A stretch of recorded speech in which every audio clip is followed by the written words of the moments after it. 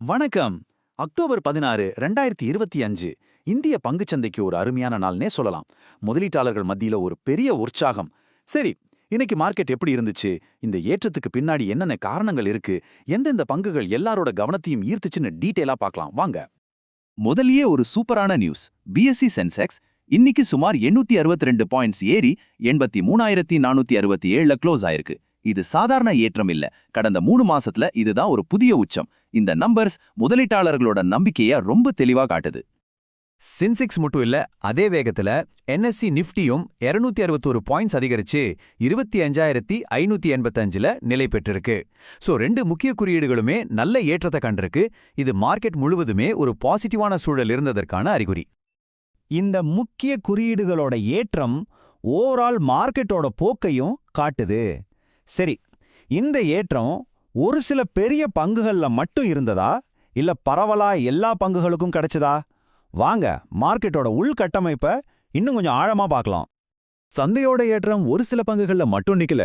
பாருங்க, கிட்டத்தட்ட 2200 பங்குகள் விலையேறி இருக்கு. அதே நேரத்துல 1564 பங்குகள் மட்டும்தான் சரிஞ்சிருக்கு. இது எதை காட்டுதுன்னா, மார்க்கெட்டோட வளர்ச்சி ரொம்ப ஆரோக்கியமா பரவலா இருந்திருக்குன்னு அர்த்தம். இது ஒரு நல்ல சைன். ஓகே, மார்க்கெட் ஏறிடுச்சுன்னு தெரியும். ஆனா எதனால இவ்வளவு பெரிய ஏற்றம்? இந்த ரேலிக்கு எரிபொருளாயிருந்த 3 முக்கியமான காரணங்கள் என்னன்னு இப்ப பார்க்கலாம். இதுக்கு மூணு முக்கியமான ரீசன்ஸ் இருக்கு.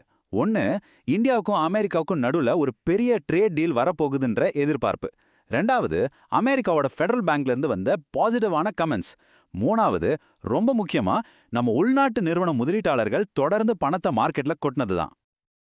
இப்போ நம்ம கவனத்தை பெரிய கம்பெனிகள் பக்கம் திருப்புவோம்.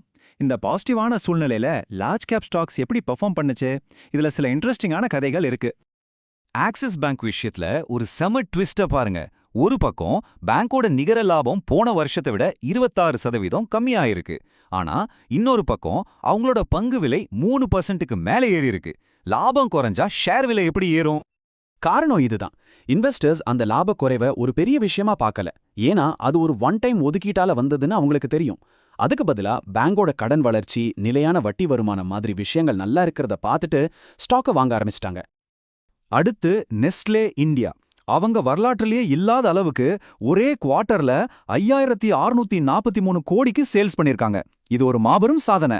இந்த நியூஸ் வந்ததும் ஸ்டாக் விலை 4%க்கு மேல எகிரி 52 வாரத்துக்கான புது உச்சத்தை தொட்டுடுச்சு.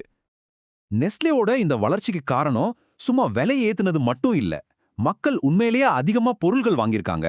நம்ம எல்லாருக்கும் பிடிச்ச கிட்கேட் இப்ப உலகத்திலேயே 2வது பெரிய மார்க்கெட்டா இந்தியாவுல வளர்ந்துருக்கு. இது மாதிரி பெட் ஃபுட் பிசினஸ் வரைக்கும் எல்லாத்துலயும் அவங்க செமையா பெர்ஃபார்ம் பண்ணிருக்காங்க. இப்ப வாங்க டாடா மோட்டார்ஸ்க்கு போலாம். அங்க ஒரு பெரிய மாற்றம் நடக்க போகுது. டிமார்ஜ் அப்படின்னு சொல்லுவாங்க.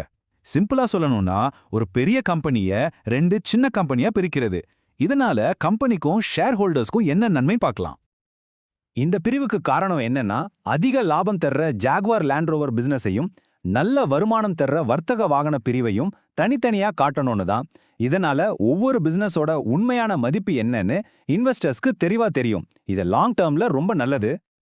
ஐடில இருந்து இன்ஃபோசிஸ் அவங்க காலாண்டு முடிவுகள் வர்றதுக்கு முன்னாடியே கம்பெனி அவங்களோட வருமான வழிகாட்டுதலை அதிகப்படுத்துவாங்கன்னு ஒரு பெரிய எதிர்பார்ப்பு மார்க்கெட்ல இருந்துச்சு.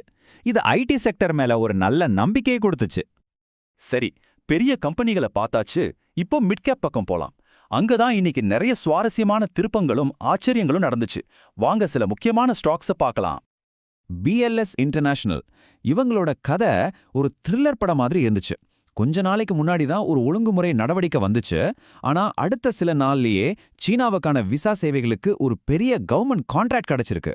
இந்த நியூஸ் வந்ததும் ஸ்டாக் ஒரே நாள்ல 13%க்கு மேல ராக்கெட் மாதிரி ஏறிடுச்சு. வாரே ரினியூவபிள் இன்னைக்கு இன்வெஸ்டர்ஸை உண்மையிலேயே அசரடிச்சிட்டாங்க. அவங்களோட 2ஆம் காலாண்டு முடிவுகள் பாருங்க. வருமானம் சுமார் 48% அதிகம். ஆனா லாபம் 117% அதிகம். அதாவது டபுளை விட ஜாஸ்தி. இது போதாதுன்னு 156 கோடிக்கு புது ஆர்டரும் கிடைச்சிருக்கு. ஆனா கேஇஐ இண்டஸ்ட்ரீஸ் விஷயத்துல கதை அப்படியே உள்டா. கம்பெனி 31% லாபம் காட்டியிருக்கு. ஆனா அவங்க ஸ்டாக் விலை கிட்டத்தட்ட 9% விழுந்திருக்கு. என்னடா இது, நல்ல ரிசல்ட்ஸ்க்கு இப்படி ஒரு ரியாக்ஷன் நீங்க கேட்கலாம்.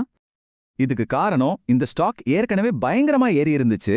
கடந்த 6 மாசத்துல மட்டுமே 53% ரிட்டர்ன்ஸ் கொடுத்திருக்கு. அதனால ரிசல்ட்ஸ் நல்லா வந்ததும் ஏற்கனவே லாபத்துல இருந்தவங்க ப்ராஃபிட்ட புக் பண்ணிட்டாங்க. இதுக்கு பேர் தான் by on rumour, sell on நியூஸ்னு சொல்லுவாங்க. இப்ப ஜொமேட்டோ அவங்க ஸ்டாக் புது 52 வார உச்சத்தை தொட்டிருக்கு.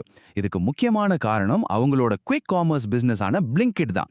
பிளிங்கிட்டோட மொத்த ஆர்டர் மதிப்பு ஒவ்வொரு குவார்ட்டருக்கும் 27% வேகத்துல வளர்ந்துட்டு இருக்கு. இது ஒரு அபாரமான வளர்ச்சி.